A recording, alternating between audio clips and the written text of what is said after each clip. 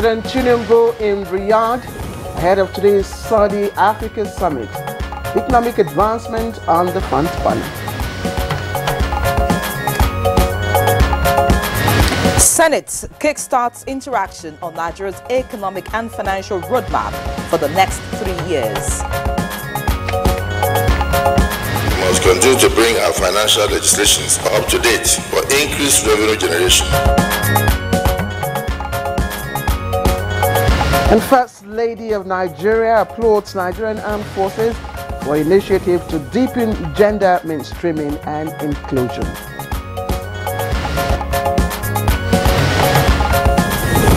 And on Good Morning Nigeria today, we shall continue our discussion on off-cycle governorship elections taking place on Saturday, with focus on final preparations.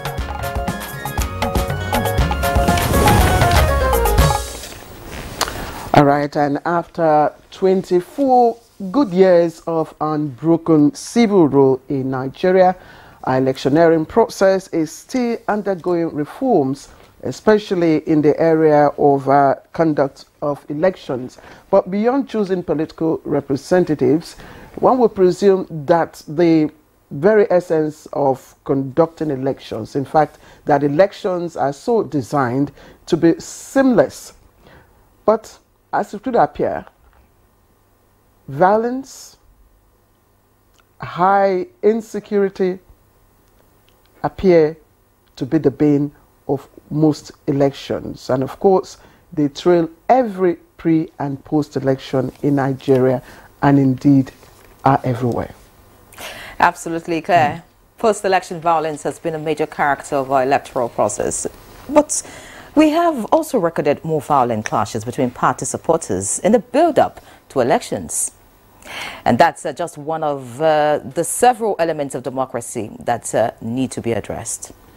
Indeed, they need to be addressed, and they have also impacted on our democratic process, and that has been, on for quite a while now. Not only by electoral violence, snatching of ballot boxes, hijack of sensitive electoral materials by political thugs, of course, other electoral malpractices, including vote buying, rigging of outcomes. This usually perpetrate or are carried out by the youths, and of course orchestrated by political actors themselves, and all in a bid to achieve certain ends which may be antithetical to the process. If you recall, Claire, in response to emerging threats to peace and stability of the nation in the build-up to the 2023 general elections, the National Peace Committee, led by the former head of state, General Abdulsalami Abubakar, like it did in the 2015 general elections, persuaded contending parties in that election to sign a peace accord which helped to douse tension. And since then, the National Peace Committee has been advocating constitutional and peaceful means of settling any grievances that may arise in the conduct of any election, even with regards to governorship elections. And those electoral malpractices we are talking about appear to have become endemic in our democratic process, such that they have also defied attempts to cleanse the process. Now, back to the issue at hand, that's the Bayelsa, Imo, and Kogi off-cycle governorship elections. There are there are a number of paramount issues, of course, to be expected during Saturday's elections. One, that the election is conducted peacefully and without violence. In fact, that is fundamental. And that all parties to the election thereafter accept the outcome in good faith. Now, that is one major message that an Independent National Electoral Commission, INEC, and other key players keep re-emphasizing. Latest information from INEC indicates that out of 1,056,862 registered voters in Bayelsa State, 1,017,613 have collected their PVCs and 39,249 are uncollected.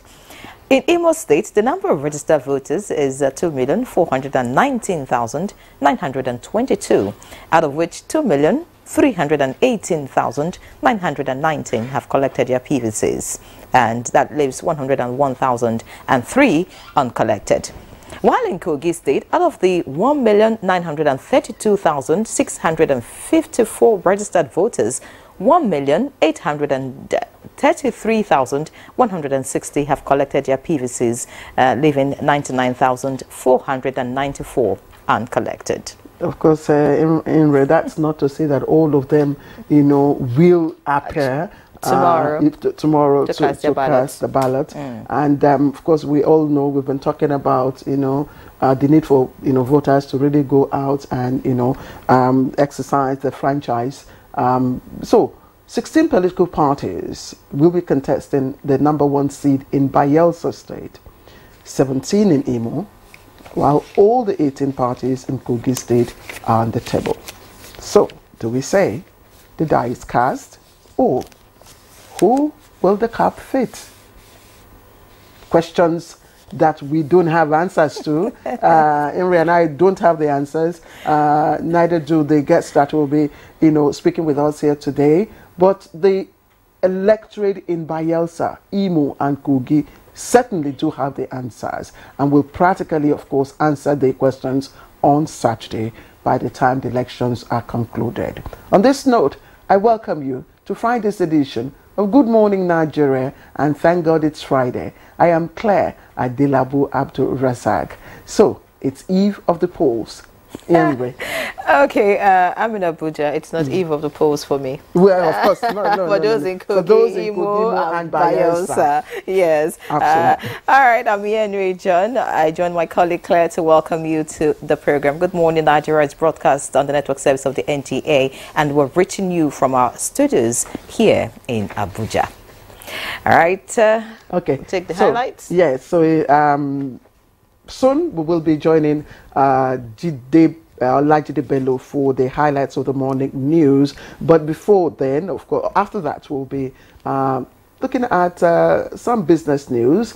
But much later, Imre and I will review the newspapers. And of course, Imre, Chukwudekuligbaja has been around for a while, and people have been asking, where is Chooks the Boy? Chooks the Boy will be here next week, by God's grace, to, of course, do his usual thing. For now, here is Olajide Bello. Jide, why are you grinning? It's the, where is Chooks the Boy? That's what, caught my attention. But, so would you prefer to be called Olajide the Boy? Jide the Boy. Oh, yeah, something like that. I can manage it. Good morning, Claire and Yuri, and thanks for joining us on the morning news. President Bola Tinubu is in Riyadh, Saudi Arabia, to attend the South Africa Summit, which is scheduled to take place on Friday, November 10, 2023.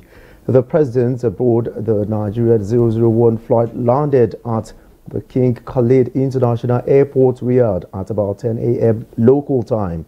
On arrival, he was received with an extended guard of honor and representatives of the Saudi government.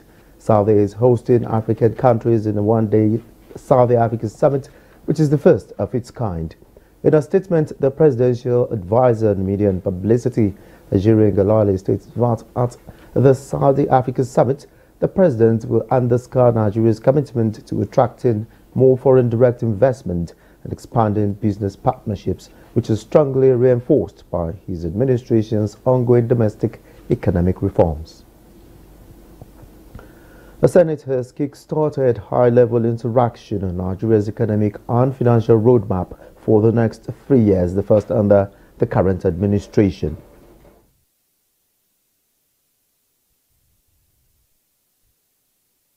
We must continue to bring our financial legislations up to date for increased revenue generation, removal of ambiguities, and redressing socio-economic imbalances to favor the downtrodden.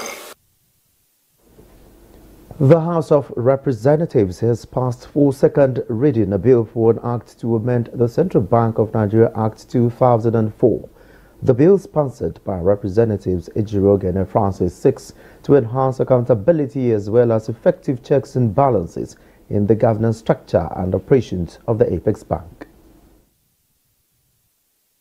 We don't need a soothsayer to tell Nigerians of what actually transpired particularly last year on the issue of CBN and the public relationship.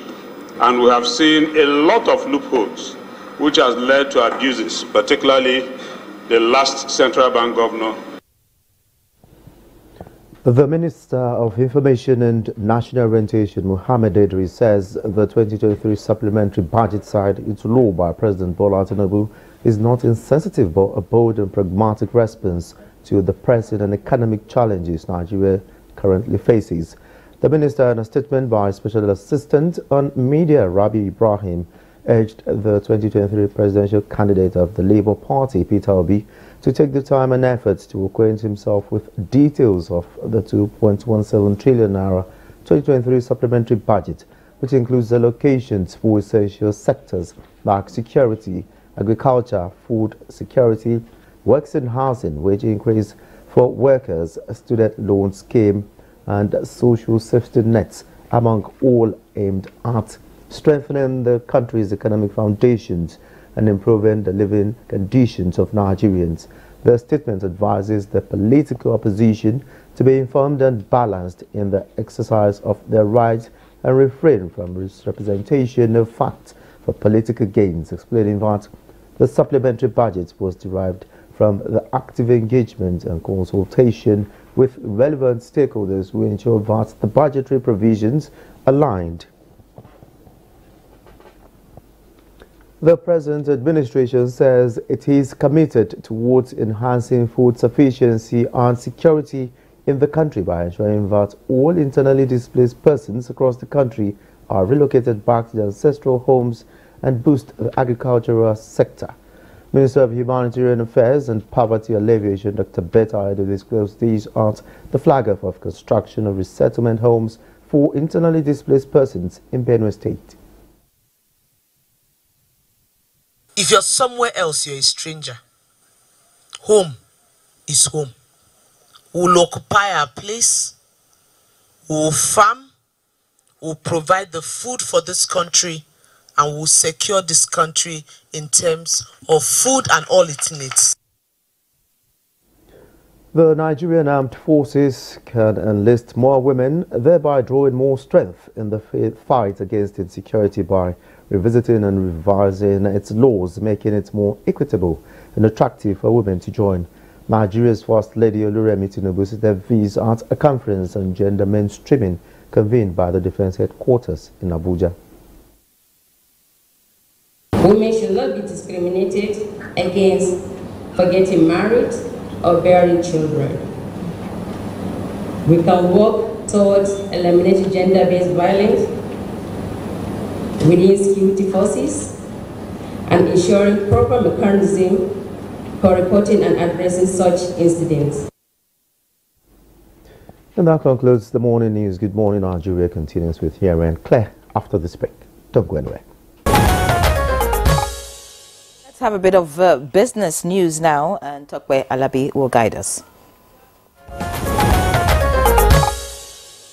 President Bola Tinubu recently stopped the implementation of a hike in electricity tariff and insisted that subsidy be paid on power consumed nationwide. The Minister of Power, Adebayo Adelabu, says the federal government would investigate the legality of the 5-year license extension given to privatized power distribution and generation companies, stressing that the operating licenses of the firms would have expired on October 31st, 2023. We want to sit down with the private sector operators in the generation segment and distribution segment now to agree a new, practical, workable and realistic performance bonds, which they must meet.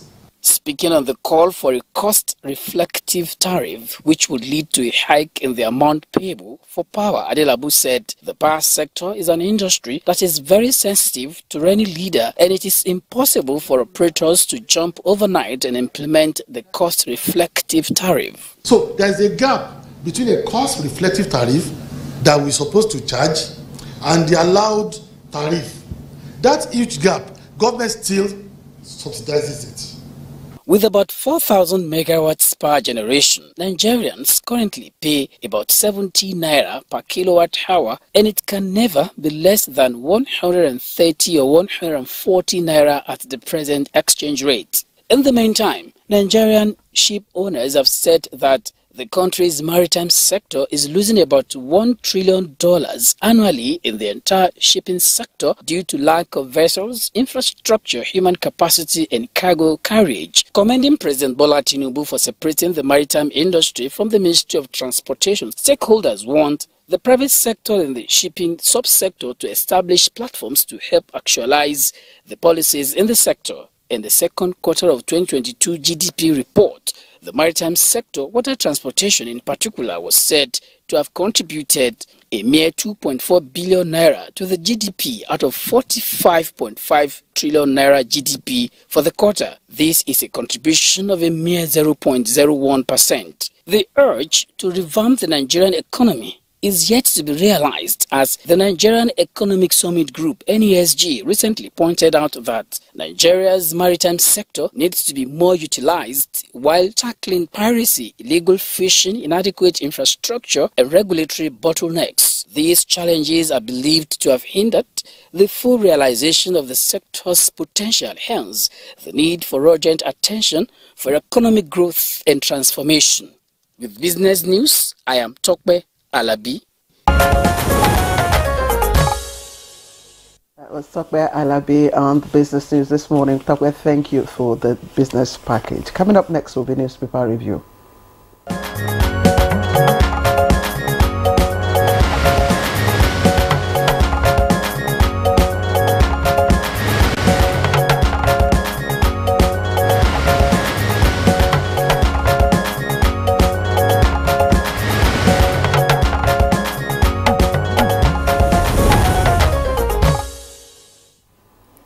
All right, we'll take a look at what the papers are saying this morning, and I have The Nation and the Daily Trust. So quickly taking a look at The Nation, just the front page and stories making the headlines. We have the lead story here, Uzodinma Keyamo, CSO's Labour protests partisan.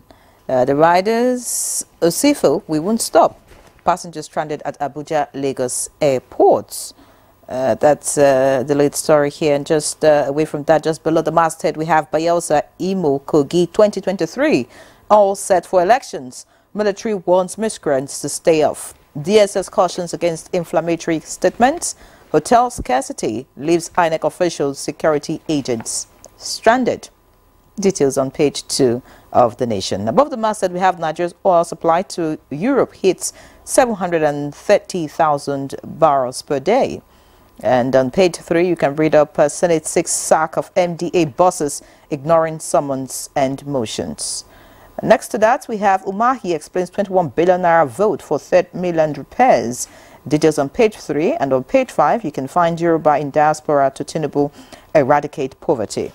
Looking at the bottom of The Nation now, we have a picture story here, and it's that of President Bola Ahmed Tinubu with the Deputy Governor of Riyadh, Royal Highness Mohammed bin Abdurrahman Abdulaziz, in Riyadh yesterday. And we have Wike remains my principal, Fubara declares. Interesting story that you want to read that up. In the red strip, we have IG redeploys 14 AIGs, 26 Commissioner of Police. Katsina government pro-people, says governor. And finally from The Nation, we have Nigeria, Saudi Arabia sign MOU on oil and gas investment.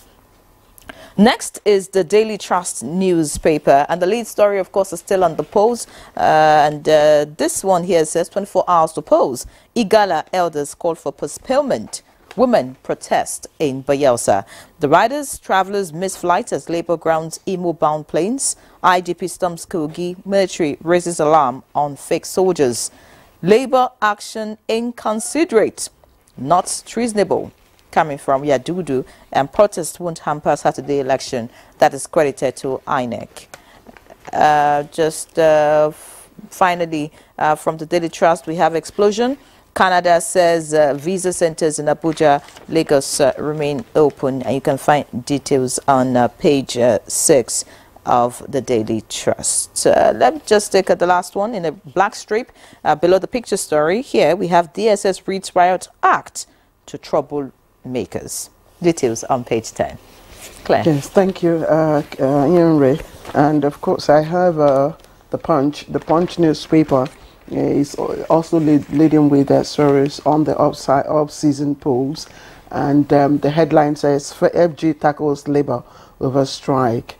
And of course, unions disrupt Imo flights, and not just in Imo. Yesterday here in Abuja, we also saw disruption of flights at the airport.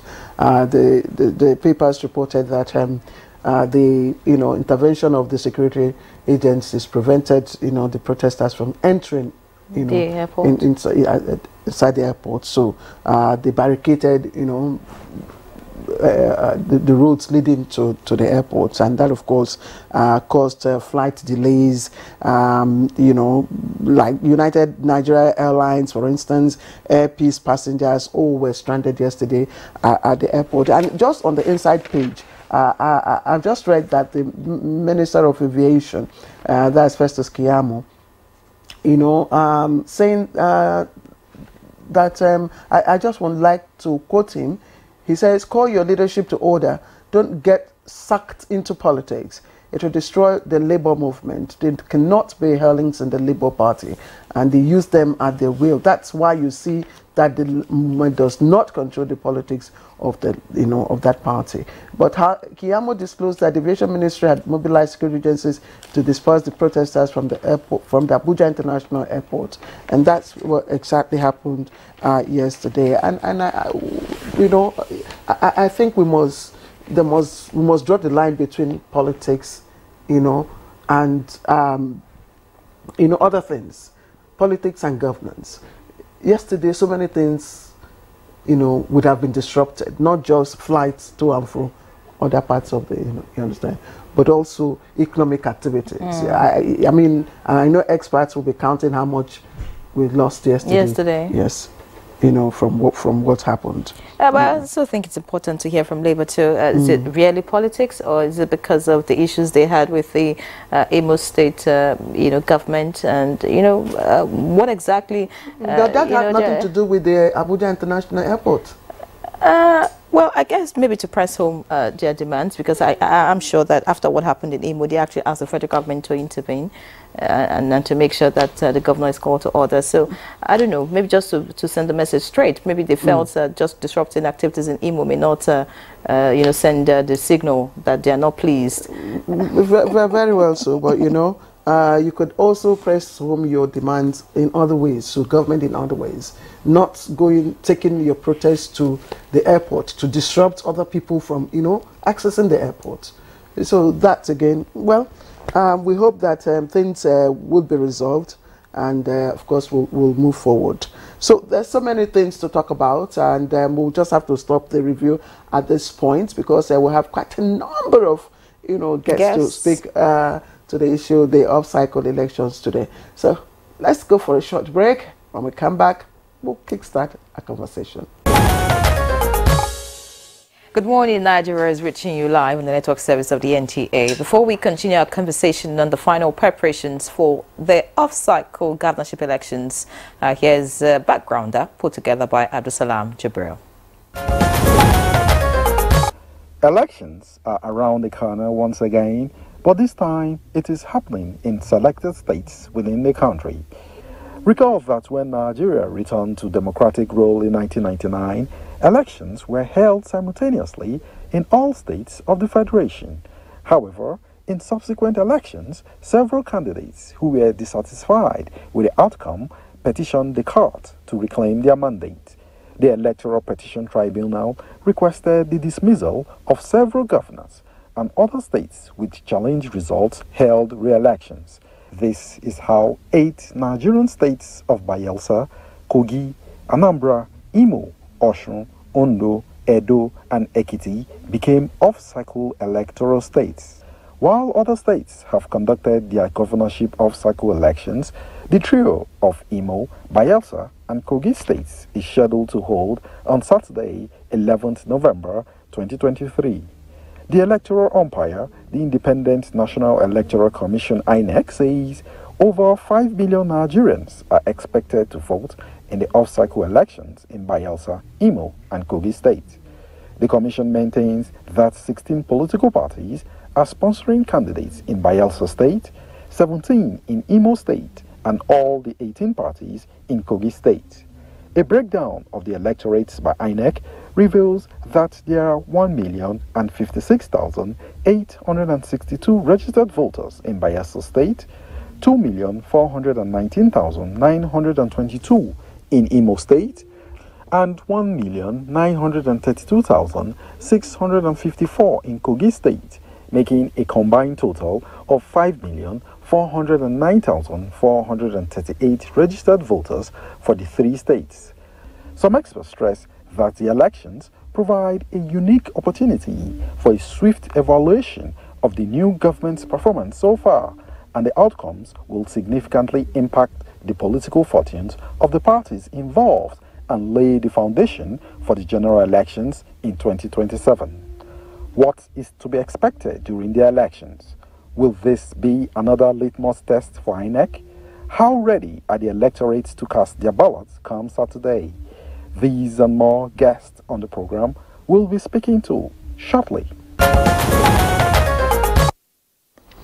Abdul Salam Jibril, thank you. So let's get started now. And I have right here in the studio Cynthia Mbamalo, Director Programs, Yaga Africa. Thank you very much, Cynthia, for joining us. Thank you. Good morning. Good morning, Nigeria. Also joining us from our Kaduna studio, Dr. Mino Hayato, and he is Group Politics Researcher, Department of Political Science, Bayero University in Kano. He'll be joining us as soon as we get the signals from our Kaduna studio. But also from our Yenagoa in Bayelsa State, we have Deputy Inspector General of Police, Daniel Sokari Pedro, Department of Information and Communication Technology, Force Headquarters in Abuja. But of course, he's joining us from Bayelsa. DIG Pedro, it's good to have you with us. And all right, we're still trying to establish connection with him. But from Yanagua Obuefanga, is INEC Resident Electoral Commissioner, Bayelsa State. Do we have him on? All right, we expect that they will join us soon. Our next guest joining us from Kogi, from our local jazz studio. We have joining us the Resident Electoral Commissioner, Kogi State, Gabriel Longpet. Many thanks for joining us, sir.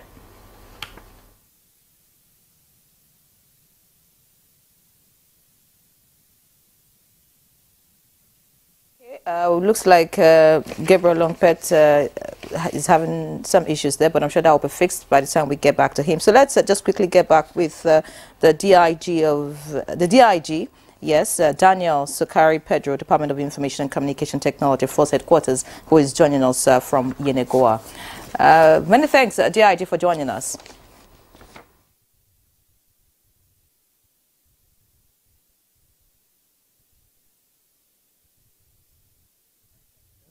Okay, looks like still trying to get things sorted out there. So let's just, begin with Cynthia right here. I just hope we don't have this kind of hitches tomorrow, with the elections. No, not really. I don't think so. But you can't tell with technology. I'm sure that we will get back to the DIG in Bayelsa shortly. But it's good that we have Cynthia Mbamalo here in the studio with us. And of course, Cynthia has been in Imo, to observe all the observables. Cynthia, what can you tell us? What exactly is the situation?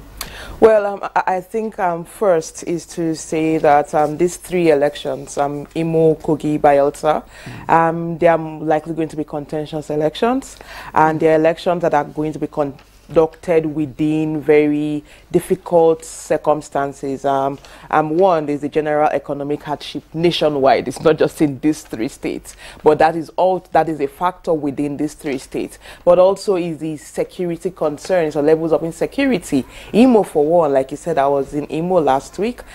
Imo has I would say multi-layered security challenges. In the sense that you have the general insecurity that you have in most states, but but you also have the insecurity caused by the activities of the secessionist group, the IPOB agitators, and then you have these incidents of unknown gunmen. So Imo in itself is quite it's going to be an elections conducted within very difficult or complex security challenges. And while I was in Imo, we did a pre-elections assessment, and from our data we identified about 7 local governments in Imo State that are more volatile. Now every local government is for me in Imo is a potential hotspot, but these 7 were more volatile than the others. Locations like, or LGAs like Ehime, Bano, Oru East, Oru West. Also, in fact, also local government, the Electoral Commission had to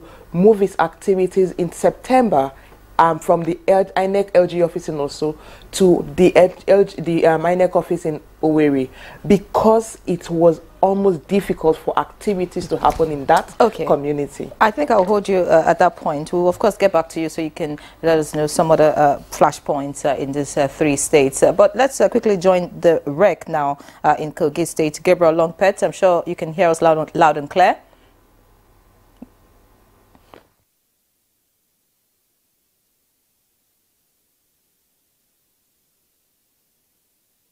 Quite okay. Good morning to you, and thank you for joining us. We'd just like to find out quickly, how prepared is INEC for this election? I know you are in Kogi, but I'm sure you can give us an assessment of what has been done, what has been put in place in the 3 states that will be going to the polls tomorrow.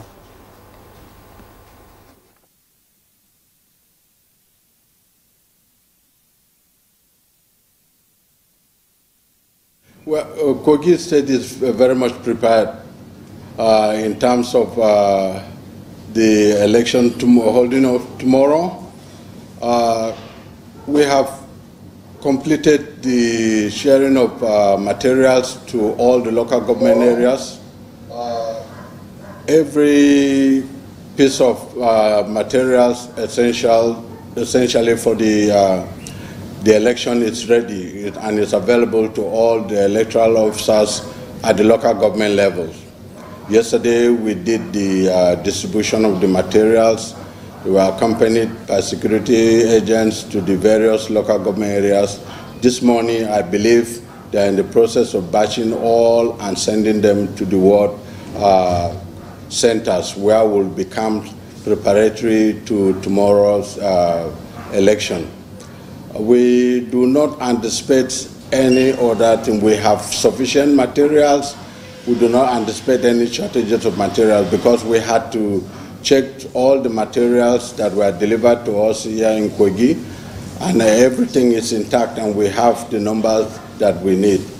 And we've made provisions for transportation where our staff, the ad hoc staff, will be transported very early in the morning from the rack centers to the polling units to set up as early as 6:30 and to be ready by 8:30 when balloting will be expected to commence.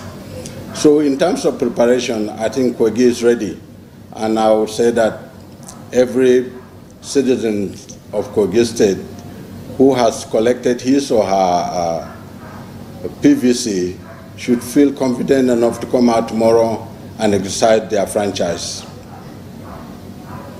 Langpet, thank you very much. Earlier on, Cynthia was speaking specifically about the anticipated conduct of elections in maybe all the 3 states, and she described them in 3 terms: contentious elections. That's how she described it.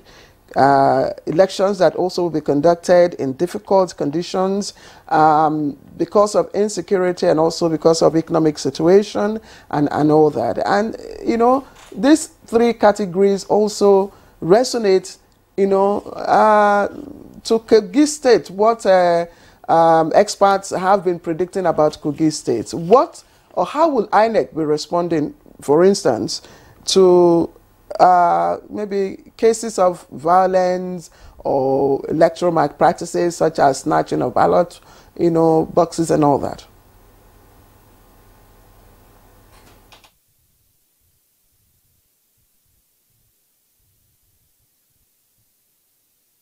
I think every discussion preparatory to this day has centered on Kogi when everyone was talking about the off-season elections in the 3 states. But I can assure you that the security agencies have provided enough security for us, and have given us every assurance that we will have a peaceful election devoid of any intimidation, threat, or violence. And I hope that their guarantee is enough to give people the confidence to come out and cast their votes. Prior to that, we have had instances of certain areas where there have been cases of violence during the course of the campaigns in some parts of the state. But I think within the last 1 week, the security agencies having deployed to those areas, we have had a very quiet, peaceful arena in the areas that had initially been a challenge to us in terms of security. But in terms of other aspects of the election, our challenges have often been the difficult terrains. Some places in local government, we are talking of places like Kupa, Kakanda, Oworo, Egan, and some places in Dekina, Abocho, Igana, Enugu, but most particularly in Ibaji, which is normally a riverine area that have been flooded, and at this very moment, there's some parts of the local government are flooded. But we've made adequate arrangement to ensure that people that reside in those areas are not denied their rights to vote. And there will be enough materials, our staff will be on hand, on the dot, and they will start election as programmed. Thanks, Longpet. Of course, I'm sure the residents of those states, if you like, electorate in those states, are expecting that elections will begin on time and would not have some of the hitches we saw during the general elections earlier this year. Now, I would like to find out from you, from the reports out there put out by INEC, we understand that some polling units would not, they will not be voting in taking place in some polling units in these states. Could you tell us why? And then, are we not going to have an issue of overcrowding in some other polling units? And just to quickly add to that, will the results be transmitted electronically as already promised by INEC? Could you just give us a reassurance?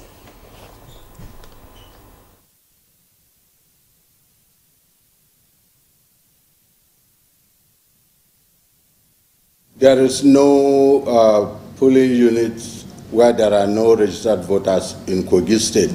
We do not have a polling unit with 0 voters in Kogi State. In terms of overcrowding, we have one area in Ajokuta local government, which is Ganaja. It is one of the polling units that has the largest number of registered voters. We made arrangement to, during the course of the migration of the voters, but we couldn't do much about Ganaja, where the polling unit at the LG primary school has a total of 13,000 registered voters. In the last general election, what we did was to deploy more beavers to the area to decongest the polling center. We have done that. We are going to deploy 7 extra beavers to ensure that everyone that is registered at that polling unit has the opportunity to vote. We've created voting points in Ganaja primary school. In terms of correlation or transmission of results, we are going to follow the framework and the guidelines. After the counting and recording of votes at every polling unit, we're going to use the beaver to snap or scan the results and transmit it to the RF portal at the World Coalition Centers. And that is the standard. We are not going to do electronic collation. We are going to transmit the results electronically to the portal to enable individuals and citizens to view the results from whichever polling unit they desire to look at. Thank you. And I like for the fact that you talked about your logistic preparation and how you intend to reach the hard-to-reach areas in Kogi State. But without sounding like a broken bottle, can you again, in the interest of, Kogi voters, tell us your plans for logistics? Because that has always been the sore end of, INEC during elections. Can you again remind us of what your plans are, how you intend to get materials to those hard-to-reach areas, and, a rundown, perhaps, of what is expected, from the voters in Kogi State tomorrow?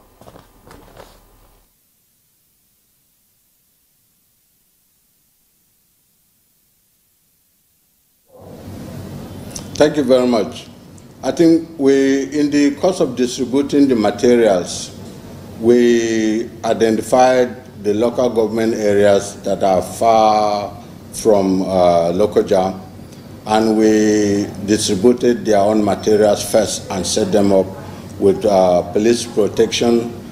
And I confirmed that everyone got to their destination in good time yesterday. And they started batching up the materials. This morning, like I said earlier on, every electoral officer and the staff are busy trying to ensure that the materials are distributed to the various rack centers where we'll be camping tonight against tomorrow early start. The directive is that by 12 midday today, all the rack centers should start being activated. And we expect that by 4 p.m., every rack center in Kogi State should have been activated. If there is any difficulty, we have informed all and directed all the EOs, the electoral officers, to escalate such incidents and problems immediately through the chain so that something can be done about it. But I have not had any difficulties at all or reports of any difficulties with respect to even those areas going to Egan, Kakanda, Kupa, in areas that are very, very difficult to reach. They are in local government, but you have to travel 7 to 8 hours before you get to those areas. And sometimes you have to go through Niger State to come back to those areas, and these are in local government areas. In the same way, in Ibaji, because of the terrain in Ibaji, we've resorted to using boats rather than vehicles of motors, buses, and other means of transport. We're using boats, and which have been very, very helpful. And yesterday, I rang the electoral officer for Ibaji, who confirmed to me that they got back to Ibaji successfully and with no difficulties at all. Long Pet, we just hope that everything will go as planned, as you have mentioned to us this morning. We'll let you go because we know you have other things to do in preparation for the election tomorrow. Thank you for joining us on Good Morning Nigeria. So we head now to Bayelsa, where we have Daniel Sukari Pedro, the DIG, who is in charge there. I'm sure he can hear us now. So I just quickly want to find out from him how prepared, security-wise, are your men for this election come tomorrow in that state? And could you tell us the number that has been deployed for this election?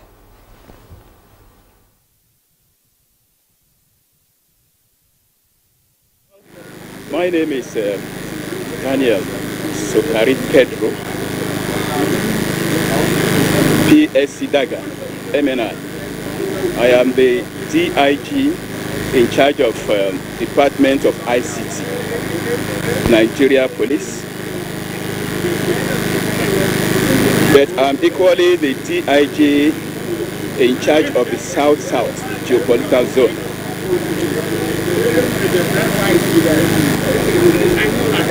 And by virtue of my office, I am deployed here to coordinate and supervise security of the election in Bayelsa State. Now, as for the preparations, I can assure you that we are 100% prepared.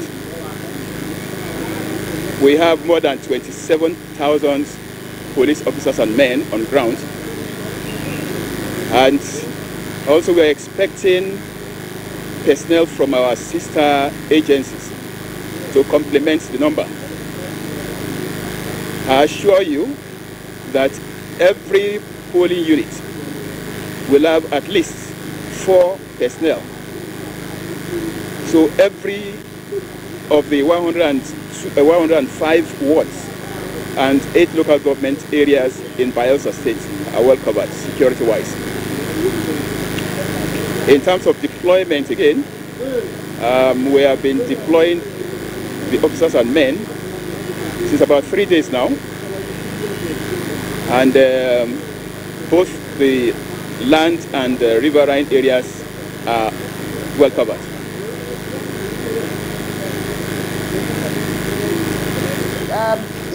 Yesterday, you addressed a group of protesting women,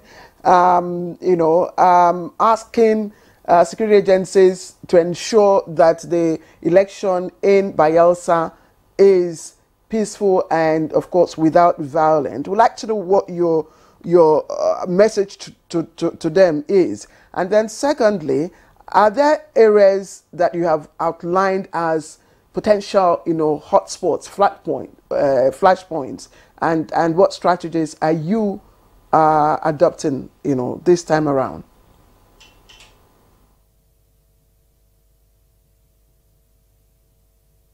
Let me start from the first question. Women were actually in their numbers, maybe in the hundreds. They came protesting that there should be peace before, during, and after the election. I wonder why they chose the police headquarters as the venue for such a protest. There is this Yoruba proverb that says that the snake has invisible hands. So we are suspecting that there are some people who are behind such protests. Nevertheless, I try to address them and assuage their fears. Because it is only God that can give 100% security and peace. We as human beings, we have our own frailties. But I address them and assure them that, God willing, the election was going to be very, very free. At least from the point of view of the police, we are going to provide adequate security. You were very reassuring when you spoke to those women. So can the people of Bayelsa hold, security agencies, of course, the police is the leading, agency in this regard, accountable at the end of tomorrow's elections?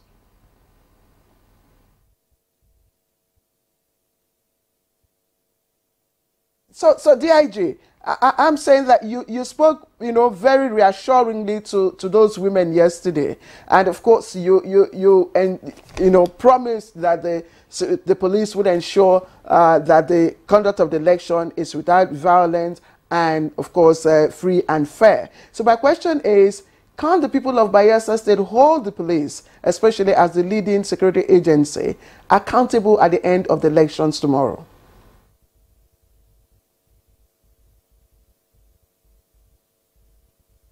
Well, the success of any election does not depend totally on the police. Our own is to provide security. Other things could go wrong, no doubt, but surely not on the part of the police. We have fully deployed our men to all the 105 wards we have in Bayelsa State, the 8 local governments. You know, in any planning, the most important aspect or segment, to my mind, has to do with supervision. When you post these men, you still need to supervise them, you know? So officers be going around to ensure that the men posted are physically there, not that the one they post will just leave the place, go to somewhere and be drinking or sleeping. So we have a task force that's been going around to check that men posted to their units are physically present. You know, some areas in Bayelsa State have the kind of a peculiarity in terms of topography. You know, the police has ensured that all those areas are covered. Places like Kolokuma, Southern Ijo, Opokuma, Brass, Nembe, Keremon, and the rest of them. All these places have been well covered. We have our gunboats everywhere. We have trucks, we have men fully geared up, you know, for the election. So there is no fear of any breach, at least on the part of the police. But as I said before, security alone does not make an election. We need the cooperation of everybody in Bayelsa State. And especially, parents and guardians should warn their children and wards that this time around we're not playing. Anybody arrested for electoral thuggery, violence, or any irregularity of any type will arrest the person. You know, the reason why most times election violence continues is because that culture of impunity is never punished. People are arrested. Before you know it, people will come from nowhere, the so-called godfathers, and interfere. I'm assuring you that in this election, anybody arrested, both the proxy and the principal will be dealt with seriously. And if it's a policeman that's arrested, let him kiss his uniform goodbye.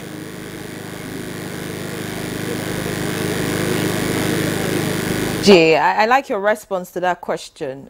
Very firm and direct. I'm sure that those who should get the message have gotten it. Of course, you made mention of, you know, proxies and their principles and whatever it is. Okay.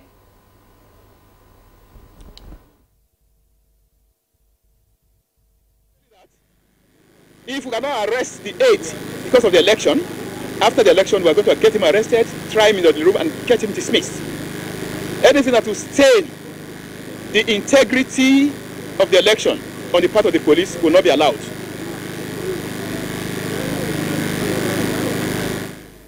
DIG, just before you rounded off your thoughts on that question, I was trying to say that you actually hit the nail on the head by talking about proxies, their principals being arrested, because we've seen that in most elections, thugs are being sent by politicians to go to, you know, their opponents' strongholds, you know, to disrupt elections in those places. So it's good that their principals, you know, will be dealt with this time around. I'm sure that will send a strong message, even as we look forward to other off-cycle elections and, of course, the general elections, you know, in the next 3 years. Okay. So just to round off now quickly, Daniel Pokurba, Sokari Pedro, the DIG in Bayelsa State, would like you to please just, as a way of reminder, some of the conduct that would not be tolerated, just so that people do not say, oh, well, we're not aware and none of that. You've mentioned thuggery. Yes, that is key. Some other things, people who vote, are they allowed to, you know, remain around the voting area till the votes are counted, or are they supposed to go home? Just a way of reminder quickly, so that, you know, the electorate will be on the safe side tomorrow.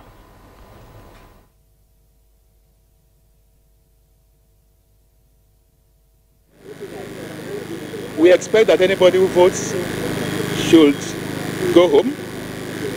The voting center is not a place where you just come and be moping around. But if you want to mope around, nothing stops you from staying 100 or more meters away from the venue. You know? So, I assure you, there will be 100% security coverage. But as I said before, parents and guardians should seriously warn their children and what? That this time around we are not playing. Anybody arrested for violence, thuggery, ballot snatching or anything will be arrested. It will not end with the person. It will be visited equally on the principal. It doesn't matter who you are. You'll be dealt with. No, so the police are fully on ground. And let me say this. From today, 12 midnight, Friday, 10th of November 2023, there will be partial restriction of movement up to the time the election ends by 6 o'clock.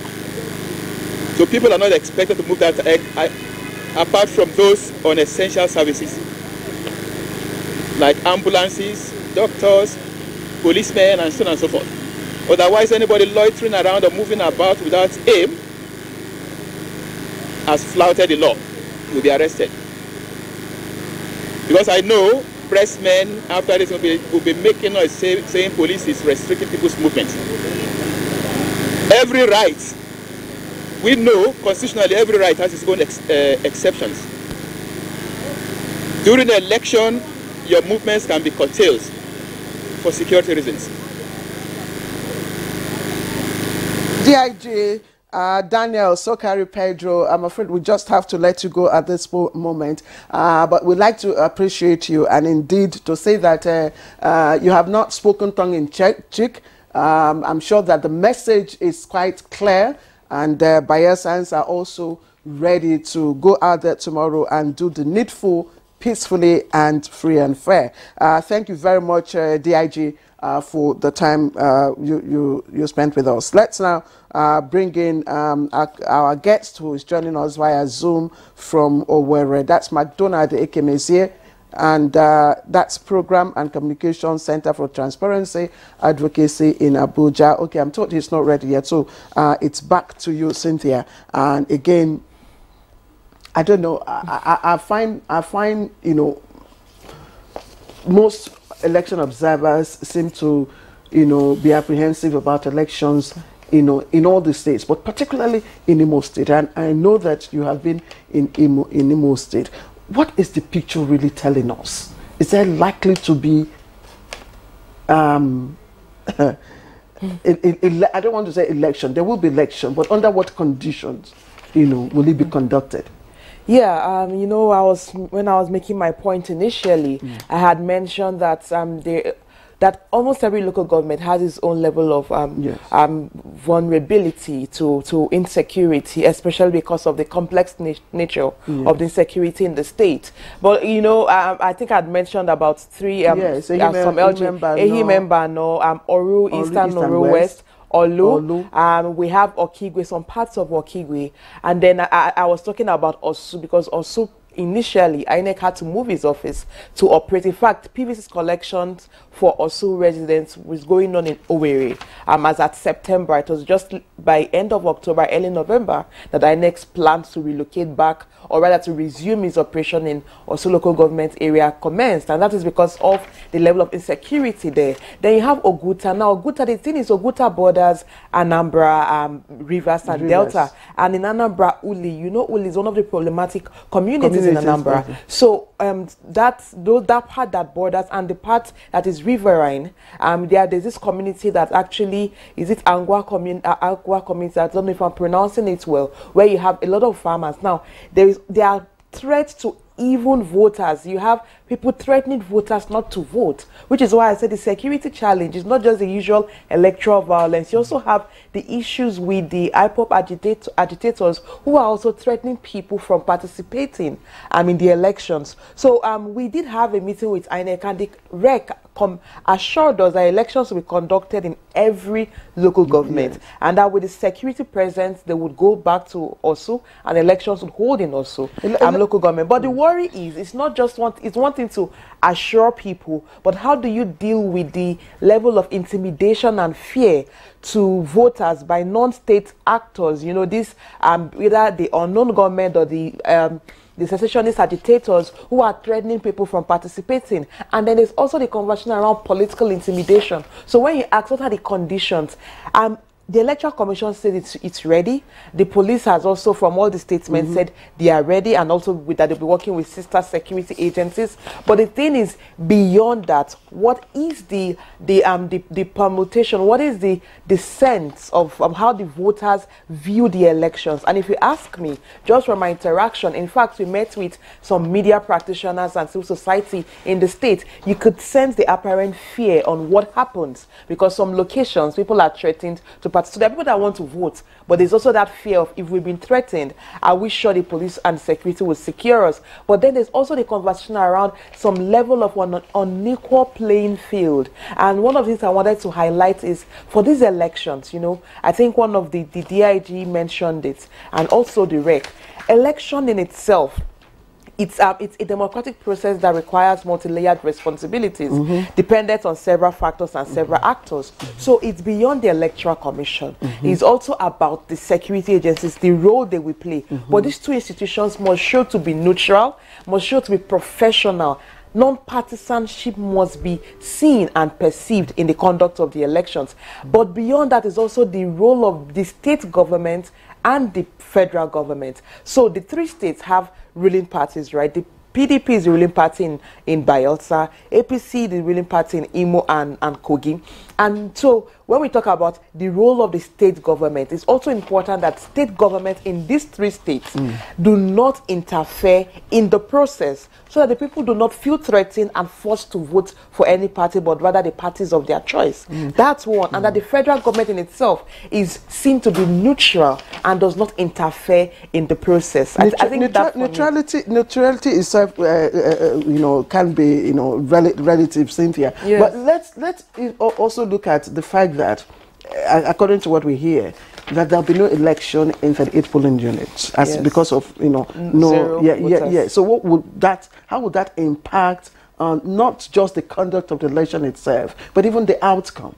Yes, I think one of the things we need to identify. Thankfully, I know Yaga Africa, and I think INEC also released those polling units, where the 38 polling units with 0 voters. What we need, I think there are two levels to this. The first is the role of the citizens' oversight over the process, not just citizens, but even observer groups and media practitioners. We all need to know which polling units or where these polling units are. Since the information is out there, we have that, meaning that there are 38 polling units in Imo State, where we do not expect to see results. If INEC's plan to upload the results on the IREV works this time, hopefully it works. It also means that those are polling units we should be looking out for, because those polling units will not expect to see any result from them. That's one layer of the conversation. The second part is on the Electoral Commission. Also ensure due diligence that as these polling units have been made public, that there is no level of secrecy, that at any point that you have results from any of these polling units. So that for me is one. But the fundamental question here is that the Electoral Commission needs to reallocate voters to polling units beyond this election. So while you have 0 polling units in a state like Imo, in a state like Kogi, you have polling units with high number of registered voters. And in 2021, INEC created additional polling units, and the idea was that that voting points will be done away with, so that the single point of elections conduct at polling units will be done at the polling unit, not at voting points. That was why new polling units were created, and that it would decongest polling units and grant create easier access to voters or bring polling units closer to the people. So it doesn't make sense that since 2021, this is 2023, that we still have polling units that either have no voters allocated to them or polling units with overcrowded voters, and that in itself affects the level on the transparency of election day administration. Many thanks, Cynthia. I'd also hold your thoughts there, but I have a follow-up question on what you mentioned earlier, talking about you know, the flashpoints and all of that. Talking about the number of people who have collected their PVCs. Are we likely going to see that play out on the field tomorrow? Or would there be voter apathy? But that will be after we join the DIG, who is in Lokoja. We have Habu Sani, the Force Intelligence Bureau from the Force headquarters. He's in Lokoja at the moment, and yes, in charge of the elections there. So, sir, I'd like to just find out from you. I'm sure you can hear us loud and clear. What's the preparation like, you know, from the end of the police? And could you tell us what will be done differently? Because in every election, we get to hear the police talk about being ready. There's this show of force and everything. But, you know, when the election, you know, plays out, we get to see something different on the field. Could you tell us, you know, clearly now, what will be done differently by the police this time to ensure that this election is free, fair, and credible? And, of course, safe for those who will go out to vote.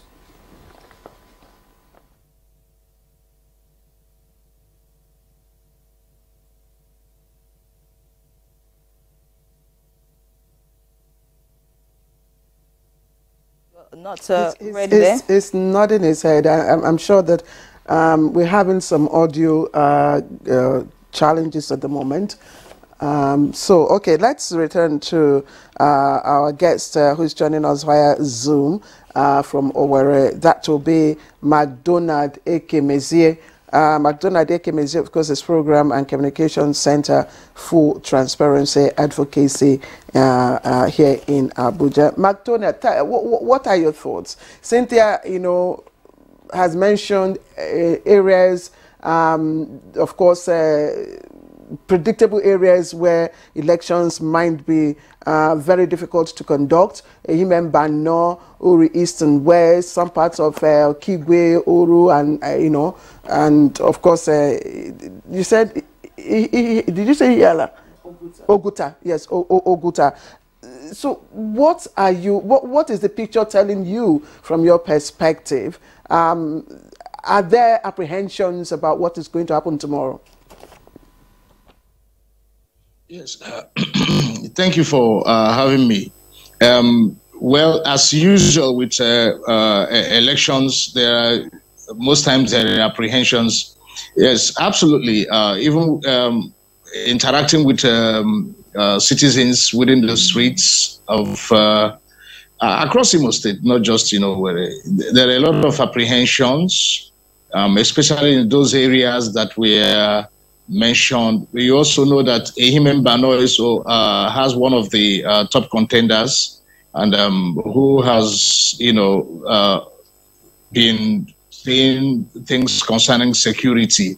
Uguta is riverine, more so, and it's also likely a very tense area. So it cuts across. The situation is tense right now, I can tell you. There are a lot of security presence around the states. Then there are a lot of checkpoints, you know, frustrating checkpoints, I may tell you.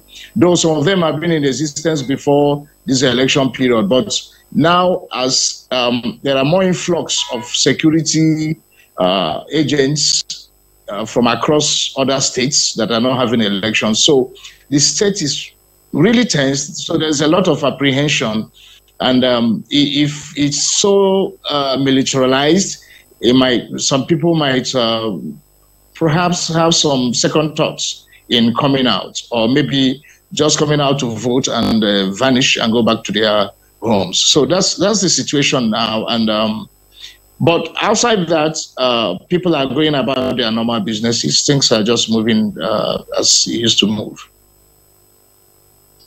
Sorry. You have triggers like Cynthia mentioned, IPOB, unknown gunmen. You also have economic difficulties. You have, you know, the labor movement also bringing its own, you know, conditions and all that. All this together, you know, compound the situation in Imo State. So, but a lot of people have shown some form of confidence in the deployment of DIG Frank Mba to Imo State.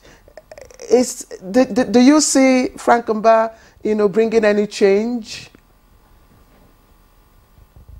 Well, DIG Frank Mba, even from his demeanor, even as a police PRO for a long time, he's somebody that you know, you would like to have some level of confidence in him, even his personality. Then bringing his personality in policing, that's also good. Yes, a lot of people will have confidence in him. They trust him.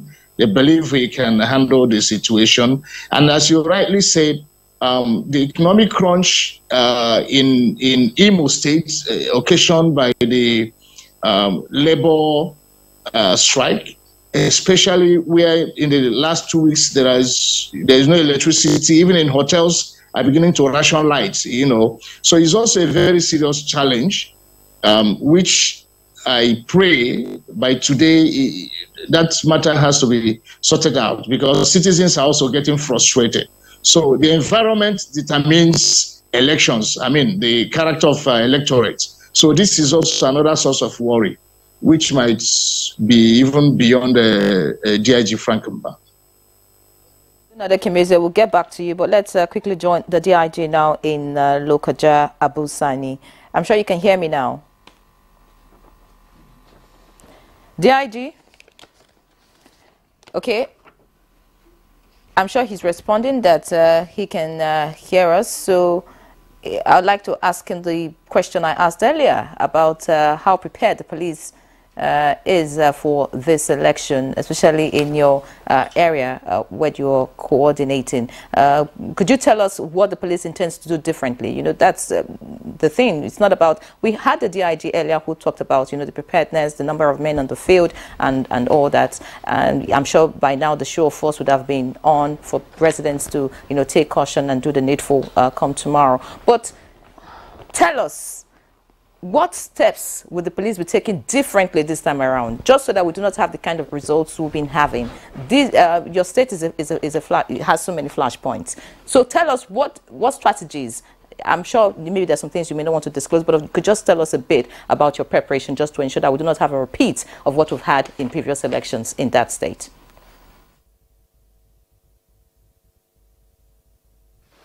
In Kogi State, like two other states that the election is going to take place on the 11th on November 2023. You should know that before this date, there are a series of planning that will make this election very successful. And we have had threat analysis of the various flash points, and that directs the operation order that we have built up towards the successful conduct of the election on 11 November 2023. What differs from the previous experiences in this election is that senior officers are deployed to the grassroots. In the previous election, we had where commissioners of police sent to or posted to senatorial districts. But this time around, we have commissioners of police mining area commands, where they will be able to control only 2, or even in another case, maybe 1 division or local government. So that deployment and the number of personnel we have sent to the polling units and others that will be engaged in the monitoring of the conduct of the personnel, and those that will also look at other crimes situations in the state will all be committed in these operations.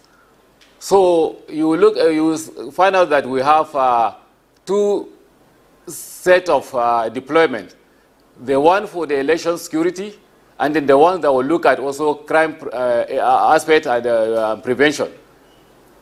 So all areas that are mapped out as flashpoints have already been covered.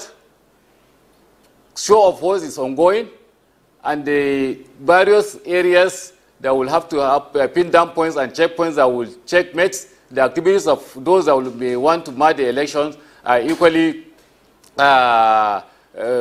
being in place. So generally, we have taken time to sensitize the people that will support us in the conduct of a successful election in Kogi State. And we have also, since my arrival, the various meetings I held with various stakeholders, and even the peace accord that was signed further committed even the political class on the implications of what they have signed in case they want to do anything different that will affect the election. So these are all built up towards the election day, and where we'll make sure that the election in Kogi is peaceful. Well, in parcel equally, we have taken time prior to this date to sensitize them on their roles and responsibility during the election. This has to do with the standard operation procedure and guidelines or rules for the conduct of security personnel on election duty. So all this will translate into a very formidable security presence and successful election in Kogi State. Abu, thank you, and I'm glad that you're taking that initiative to enlighten your men about the standard, operatives during elections, and of course what is expected of them. And like the DIG in Bayelsa, they'd say even if your men are found, wanting during the elections, some of them will usually maybe permit the use of this word, sneak out, and caught napping somewhere instead of actually supervising the conduct of the elections. The DIG in Bayelsa says those officers who are caught that way, of course, will face the music. But let me take my question from the perspective of the candidates who will be vying for positions tomorrow. In Kogi State, we've seen some of them come out to allege attack on their personalities and on their supporters, and they did express the fear that the election may be between them and security agencies. How are you internalizing this and addressing those concerns, as well as the concerns of insecurity by a lot of people in Kogi State?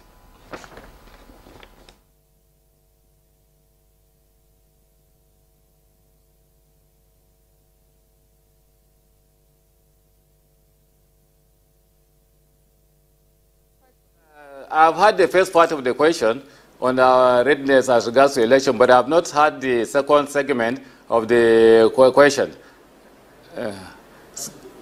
So what I will say, I will assure them that I'm on ground, and if they have any fear, they should know that the police are fully ready and are on ground to ensure neutrality, and that is why we spelled out everything in the guidelines for every person. And we decided to put senior officers that will be accountable for any action or inaction in their respective areas and down the ladder. So let them come out and discharge their franchise.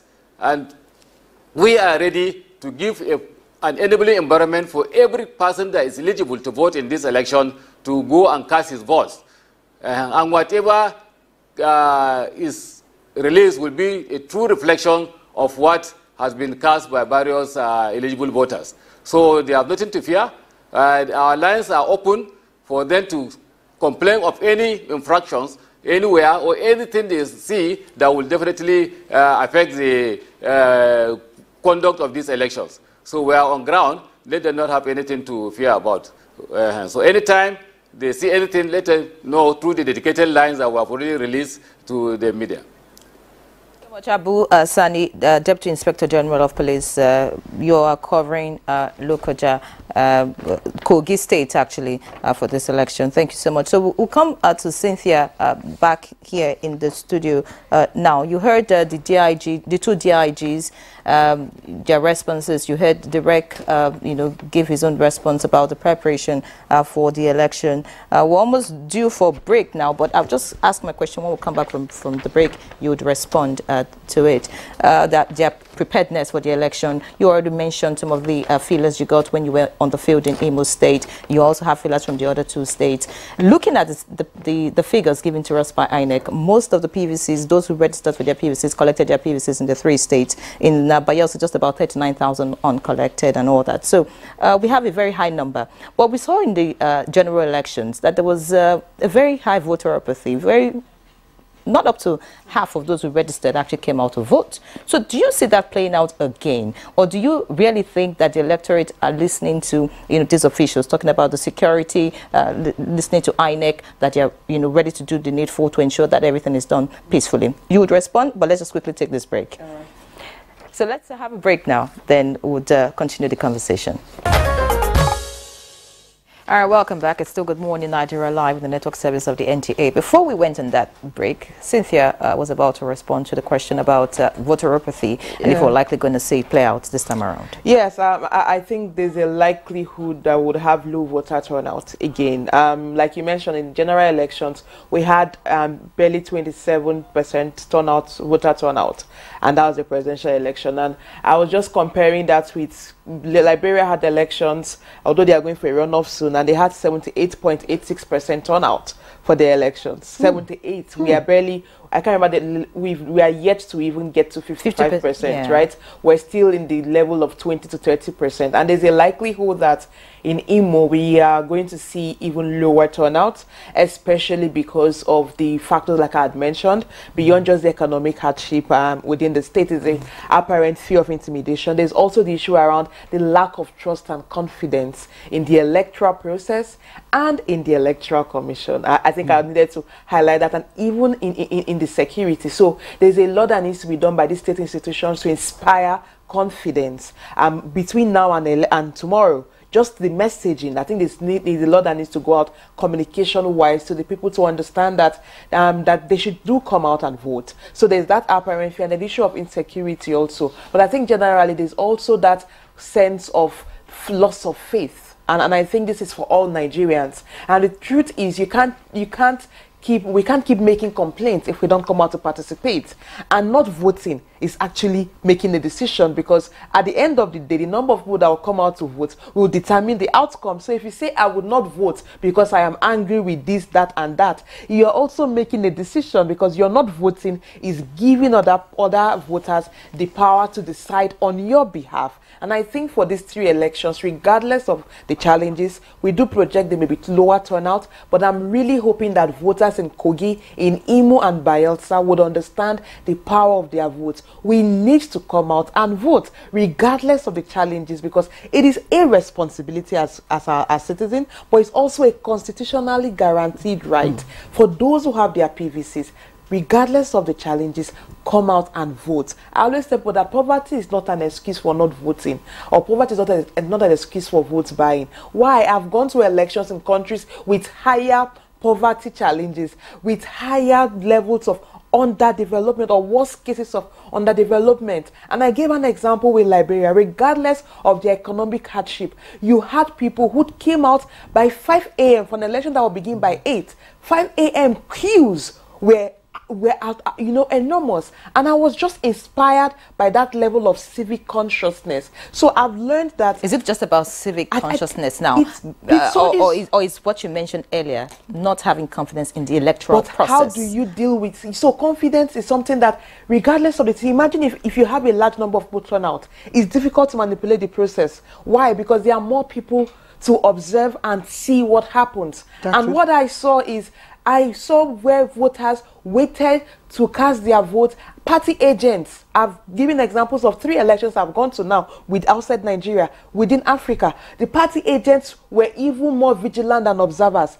And when people come out in number, it's difficult to manipulate it. So one way for citizens to also deal with issues of, yes, you may not trust the system, but if you don't come out to engage, if you keep saying, I don't trust the system, decisions are made on your behalf on a daily basis. Precisely. And so there is no excuse for me. I do believe that we should still come out and vote. I was just going to say that also would help to address the issue of confidence in the system. Yes. If you don't come out to vote, how will the problem be addressed?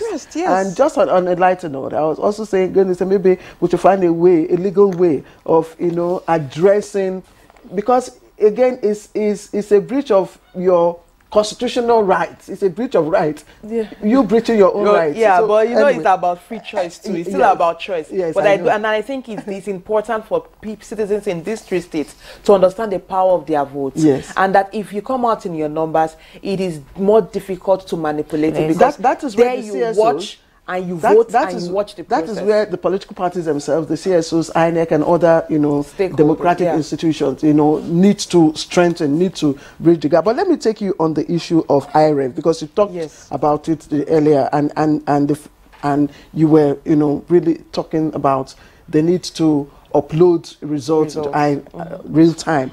But again, I think we also need to make some clarification, because that issue had come up again and again and again, about uploading of results into the IREV, that it's not just the results in numbers, but the picture results that is, to be uploaded. And even where that is not possible, it is also possible for, the voters to follow, the process until that is eventually. I think you needed to make that clarification. Yes. So it's not just to say, INEC didn't upload the results on the I-level, they have come again. You know what I'm talking about? Yes. I think what is important is to understand that on elections day, the guideline provides that the BVAS, the bimodal voter accreditation system, would be used to take a picture of the result form, the result sheet at the polling unit form EC8A, and uploaded on the results viewing portal. And I was saying, I hope INEC actually ensures that this is done across the polling unit in these 3 states. Yeah, thank you, Cynthia. We have the REC in Bayelsa State, Obo Afanga, joining us now. I'm sure he's going to, reassure us about what you just mentioned, talking about the IREV. Obo Afanga, if you can hear me, I'm sure you listened to Cynthia when she was responding to the previous question, talking about the fact that electorate do not have confidence in the electoral process and also in the electoral body. We had a REC earlier who talked to us about what's happening in his own state, and that is in Kogi State. Now, for Yenagoa, could you tell us what INEC is doing differently? We understand the process. Yes, you have come out, you've been telling us all your preparation and everything. We know you're going to get your logistics, everything. Just so that we do not have, the previous experiences, elections not starting on time, materials not getting to certain places, BVAS not functioning. What has INEC decided to do differently this time around to get things right?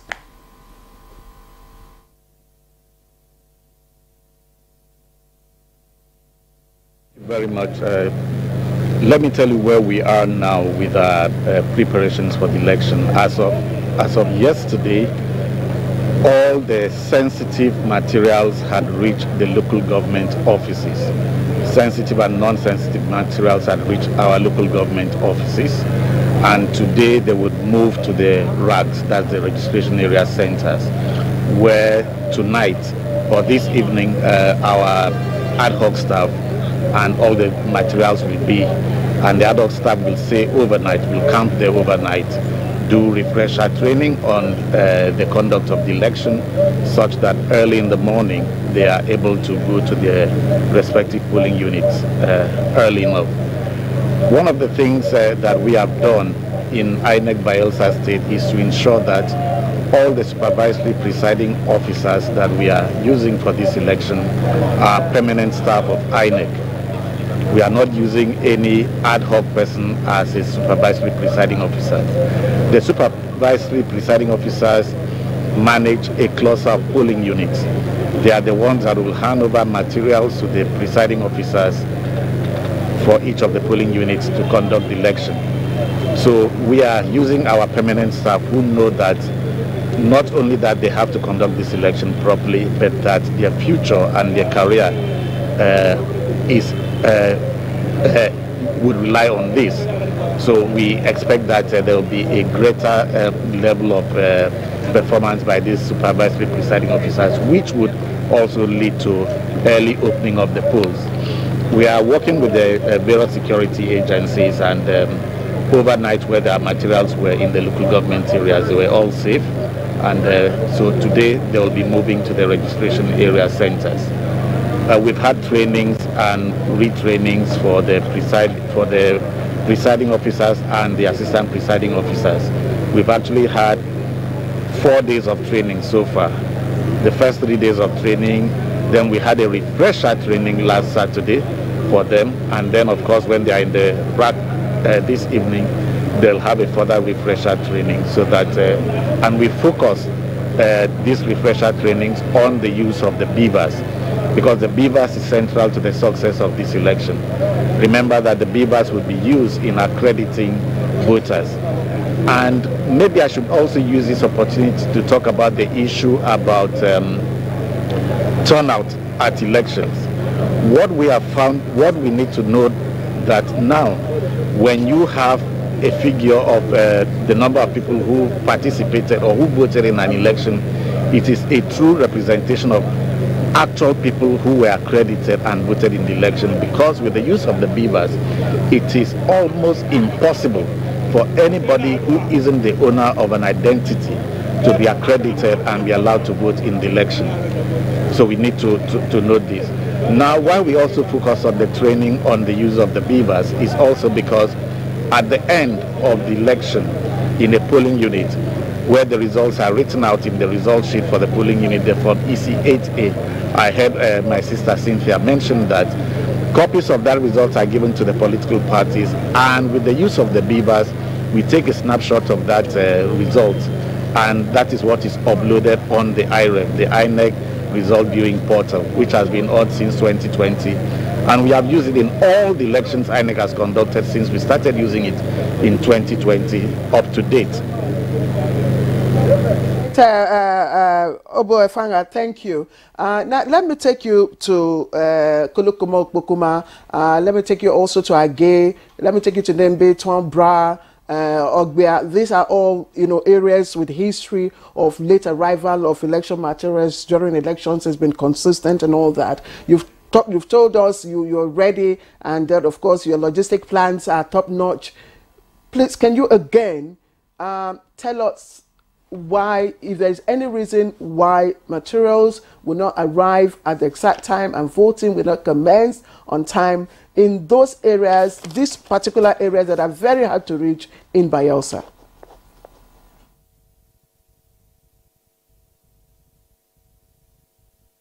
Okay, that's what I said, that as of yesterday, all our materials have gone to the local governments here in Bayelsa State. So we have shortened the time that it will take for us to reach the polling units.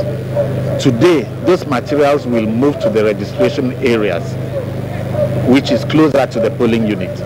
And then early tomorrow morning, the materials will now and personnel will be moved from the registration area centers where they would camp overnight. They'll move them to the polling units. So the distance from the RAs to the polling units are within the RAs. So some of the polling units could be walking distance from the rack, and for those that they need to go by some form of transportation, they've worked all that out. We expect that the polls in across the Bayelsa will open on time. Okay, thank you so much, Obo Fanga. Just in about a minute, because we're about to round off with you because of other issues that you need to attend to at the moment. What's the preparation like for persons living with disabilities as regards this election?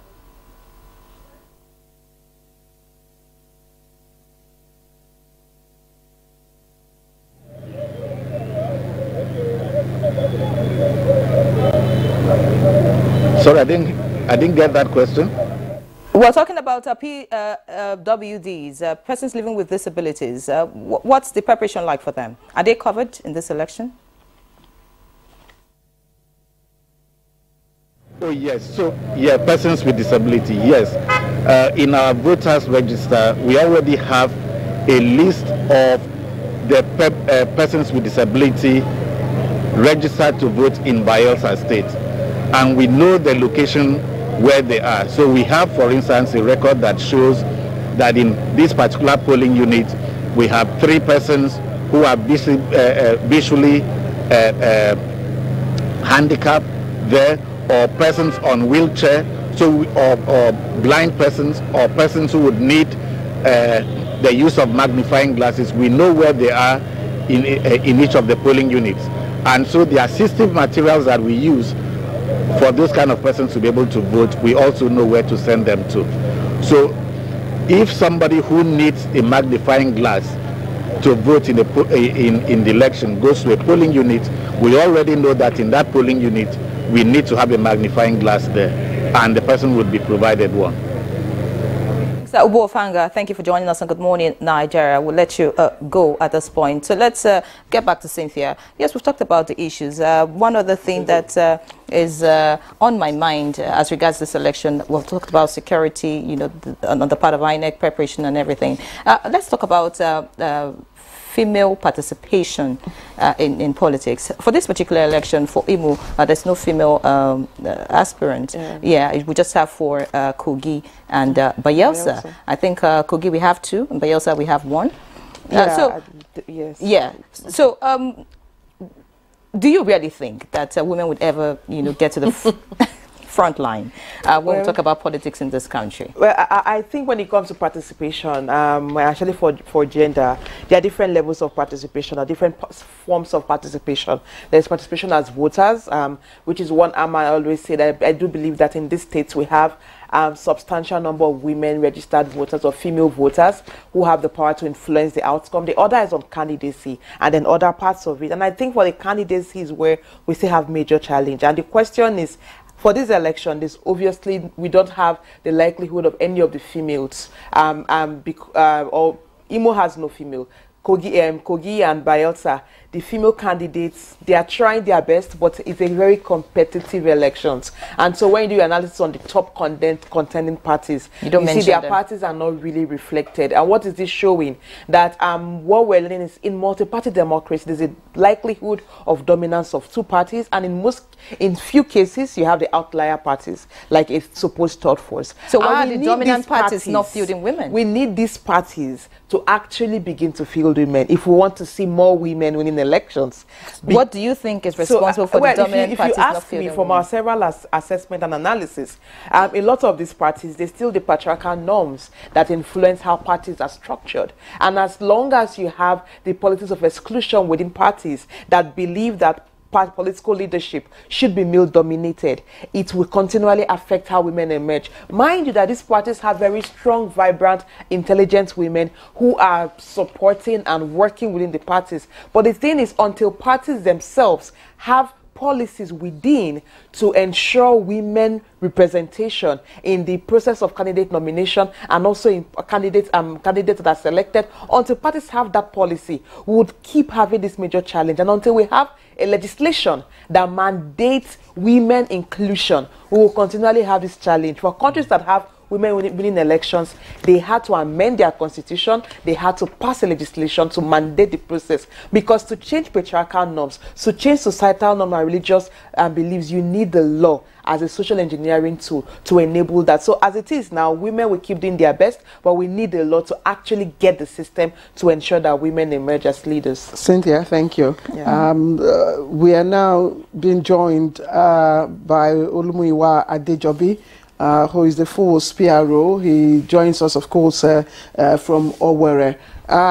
Force PRO, thank you very much. This appears to be once in a lifetime opportunity of having you. It's been a very difficult schedule for you, but talk to us about the deployment of DIGs to the grassroots. One of the DIGs, I think the DIG from DIG in Kogi, talked about the deployment of DIGs to the grassroots and the impact, expected impact that, you know, on the outcome of the elections or the conduct of the elections.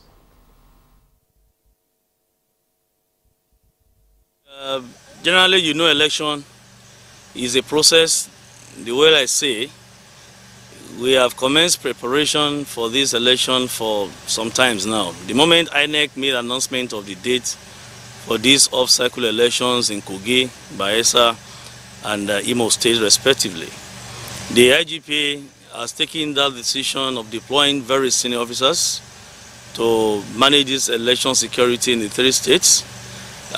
DIG Frank Mba MNI is the one in charge of Imo State because he's a coordinating DIG for the southeastern part of this country. Then DIG Daniel Shokari MNI is the one coordinating the south region of the country and is the one in charge of Bayelsa state election. The DIG Abu Sanin is the DIG in charge of Department of Intelligence. He is the one in charge of Kogi. Because the DIG from North Central is the DIG Operations, is the one that is coordinating all the activities across the 3 states. So that's why the DIG Abu Sanin was sent to Kogi to manage election security management in Kogi.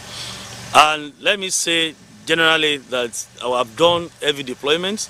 I listened to the DIGs who have spoken earlier. They are in charge of their state. But generally now from the force headquarters, the IGP has done heavy deployment. We don't give figures. Journalists are interested in figures, how many policemen, how many policemen. You don't reveal your tactics, you don't reveal your strength. So we have done heavy deployment. We have leveraged on the fact that this off-season or off-cycle election just in 3 states. So the IGP has mop-up officers, logistics support, everything from other states to augment our assets in Kogi, Bayelsa, and Imo State. We are not only deploying personnel on inland, we have taken charge of the riverine and waterways in all these 3 states. You know, Kogi has rivers, Benue and Niger, and that's why it's called the Confluence States. Imo has Oguta Lake or Oguta Water, and that Oguta Water links to River Niger. So we need to block River Niger so that we will not be having influx of criminals into Imo State through that waterway. And we are working with Nigerian Navy to form blockage on these waterways. River Benue have been fortified, River Niger from Kogi Axis and from Imo Axis has been blocked so that we will not have miscreants coming in through waterways. And you agree with me that Bayelsa is almost 70% or 75% water, and we have deployed our men not only to fortify security but to give support to INEC too, because most of the electoral materials will be shared to local government via waterways. To escort them, to do everything, the IGP has deployed more gunboats and our police marine boats to assist in all these areas. Don't forget, police duty is not to just police electoral process. Our primary assignment is to protect lives and property. We will not say we are having an electoral process in Kogi, Bayelsa, Imo and leave our jobs undone. We are still patrolling Nigeria. We are Olumuyiwa Adejobi for your time and for joining us on Good Morning Nigeria. We just hope that your tactics and strength, like you mentioned, would actually be evident on the field tomorrow. We'll be able to see results, and yes, the elections will go smoothly in the 3 states. Thank you so much. Because of time, I think we'll have to leave the conversation at this point and hope that every other thing would be talked about. Tomorrow, NTA will be covering the 3 elections live, yes, and the studio opens at 7 a.m. In fact, from tonight, from 4:30, we'll be giving you an assessment of, preparations in the 3 states, and from 7 a.m. tomorrow till the end of the elections, would give you all the live updates. So that's it for Good Morning Nigeria. Many thanks to Cynthia Mbamalu, Director of Programs. Thank you for joining us. We hope you join us again tomorrow. We also had the DIG in Bayelsa, Daniel Sukari Pedro. We thank you for your time. Obo Ofanga, INEC Resident Electoral Commissioner in Bayelsa State. Many thanks. DIG Abu Sani, Force Intelligence Bureau, Force Headquarters Abuja, who is in Lokaja. We thank you. Also, finally, we also appreciate Gabriel Longpet, REC in Kogi State, and McDonald Ekamezie for joining us from Imo. All right. All right, and that's Good Morning Nigeria for today. We thank you for joining us and indeed for the rest of this week. I'm Claire Adelabu Abdul-Razak. Have a good and pleasant weekend. And I'm Henry John. Enjoy the rest of your day.